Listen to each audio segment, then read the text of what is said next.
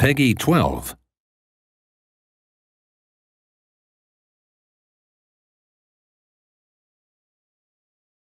Trading by nature tends to be slowish, and we want to make the game fun, and so we thought about a solution for that. And our solution is to split trading into two different types of gameplay.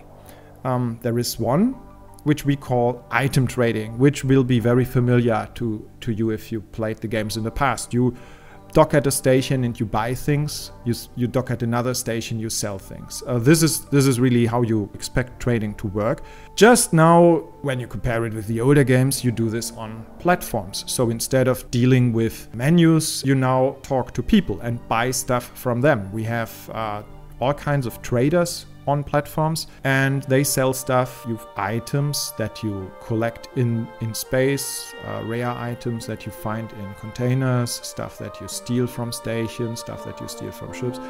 All of that is possible. That's in general what we call item trading. And as the name indicates, this is really inventory trading. So instead of transporting this with other ships, items are usually with you. They are on your ship. But the real trading is about large capacities, using large ships, using transporter ships.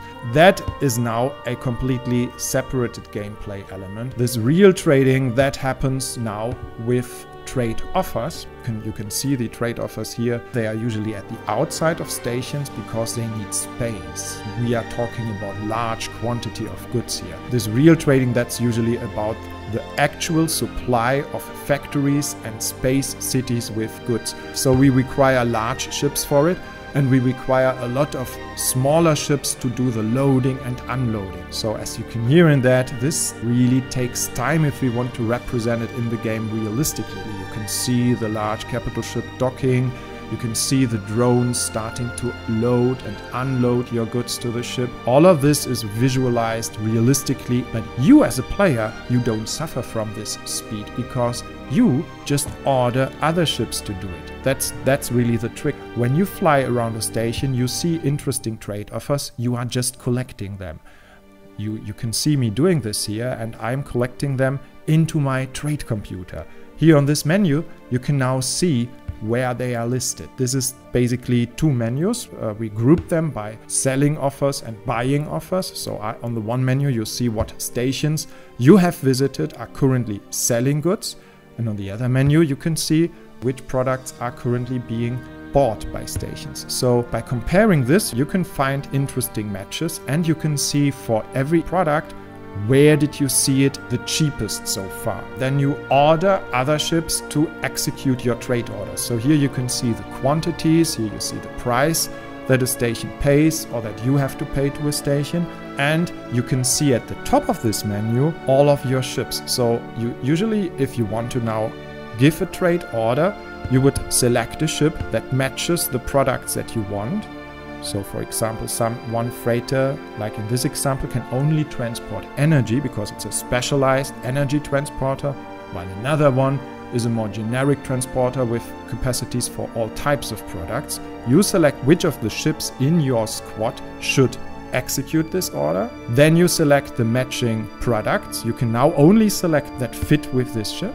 Then you confirm the order at the bottom of the menu. You see the actual transaction order. You can now change the quantity, and by confirming it, you will now get a reply from the captain of the ship that he is now on his way to execute this order. The trick here is this is just a queue. You can now add multiple of those orders to a single ship, and it will execute these orders one by one. So while you fly around collecting orders, selecting the best ones for making money, your ships execute this with some delay afterwards. So it could be actually like 10 to 20 minutes delay between you giving the order and the ship actually executing it. But that doesn't matter for you. If you like, you can watch the ship doing what you commanded it to do. But if you are more interested in playing the game in other areas, you may just do something else in between. And you can already look for a place where you want to sell these products and give the sell order for the same products. Now a trader always wants to make the maximum amount of money, and for that he wants to buy products as cheap as possible and sell them as expensive as possible. In the past of the X games, that always meant you are looking for the factory that has a very high amount of its products, and then you can be sure that it's going to sell it very cheap, and you are looking for another factory that buys these products as resources and currently is as empty as possible. The empty resources means they are willing to pay a higher price. While this is still true, there are now also lots of other explanations why a factory may be willing to pay more or is willing to sell for cheaper. There's lots of little stories behind that. For example, there may be a technical problem with a cooling aggregate of a factory, and because you know of that, you can predict that the prices are going down or are going up. And this information is crucial, and the way we are representing this to players is by discounts. Discounts are unlocked everywhere in the game. Just by flying over a station and getting information about the station, you may unlock a discount. This happens all the time. It can happen if you talk to a person, and if you are successful and the guy likes you, he may give you a discount. That the story behind that could be that he has a cousin in the sales and he's just giving you some special price. The X games are played by very different folks. We know that the people who buy our games are, well, as different as people can be. There are some people who play our games entirely for the action part. They want to blow stuff up, and we give them that. And there are the opposite people who are really interested in the economy of our game and play our game because it provides them this realistic economy.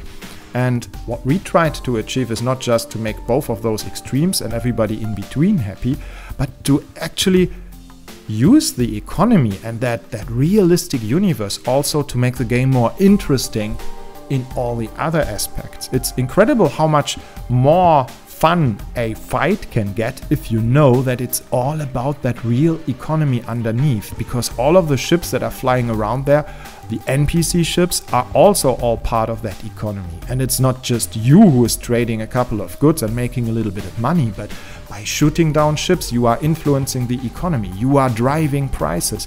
So even the person who is just interested in playing missions and fighting will still be a part of that economy and will still feel a much deeper gameplay than in a game that takes its motivation entirely from scripted missions and the scripted universe. Okay, now I want to quickly show you how mining works, because mining is at the bottom of the economy. As you know, we have natural resources in our universe. Many of those come from asteroid fields, but not all of them. We also have nebulas which can be harvested for things like plasma. But for all of that harvesting, you need collector ships.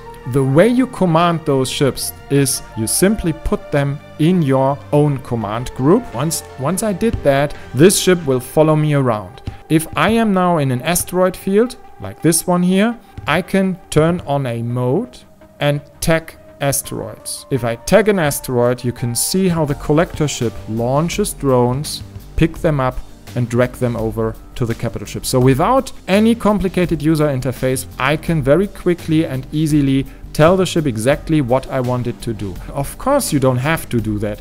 If you just want the ship to automatically mine an entire field, you can also do that with an order. You just open a communication like this, you tell it what you want it to do, you tell it mine this asteroid field, and then you can go away, and maybe this ship will mine for half an hour and then afterwards call you and tell you that it is now completely full, and you can tell it where to sell the resources it just mined. But of course we reward you for this manual mining, because by selecting the best rocks to pick up, you can greatly increase the outcome, and it can fit a lot more actual resources in its storage because it doesn't have so much useless rock. To get the rocks that you can pick up with your collector ship, you sometimes have to cut asteroids into smaller pieces. Large asteroids need to be cut with mining lasers or missiles, and you can use your own mining laser like I'm doing here and cut it directly with your own ship, or you can just tell one of your capital ships to do that. And again, you don't have to open a menu for that. You just tag the asteroid, and the capital ship will try to fly as close as possible and use its mining laser to cut this asteroid into smaller pieces. And that is, again, much more efficient than let it do it automatically, because you can select those rocks which look most lucrative.